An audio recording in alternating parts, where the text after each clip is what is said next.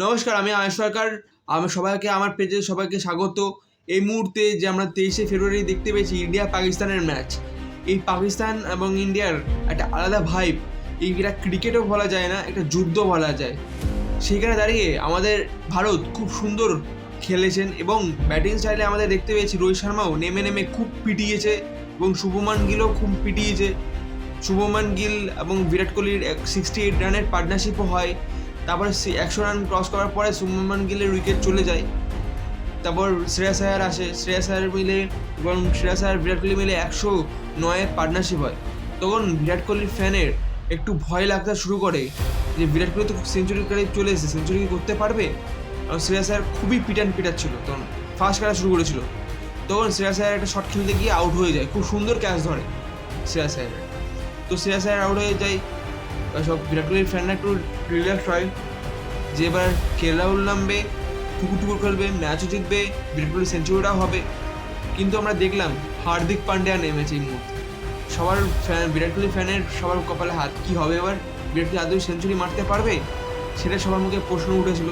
এবং কারণ হার্দিক পান্ডিয়া আগেও যখন তিলক ভার্মা যখন টি-20-তে যখন ফার্স্ট ডিবিউ করে তখন তিনি 49-এ ছিল, জেতার জন্য 6 রান ছিল।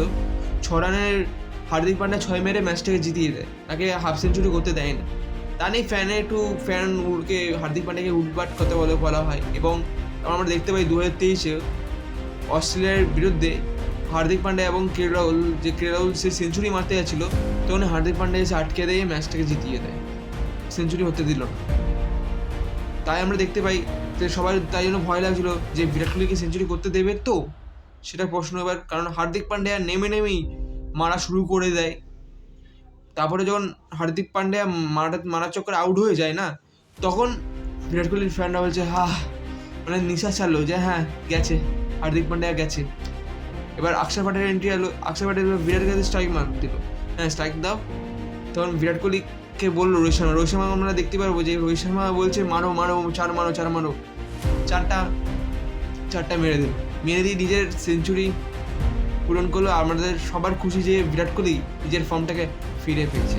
আমরা দেখতে পেয়েছি ম্যাচের মধ্যে খুব সুন্দর কভার ড্রাইভ এবং কোহলির যে শটটা বেরোয়, সুন্দর যে শটটা মারে, শটটা আমরা দেখতে পেয়েছি ম্যাচের মধ্যে। তাই জন্য বলা হয় পাকিস্তানের বাপকে বিরাট কোহলি। নমস্কার।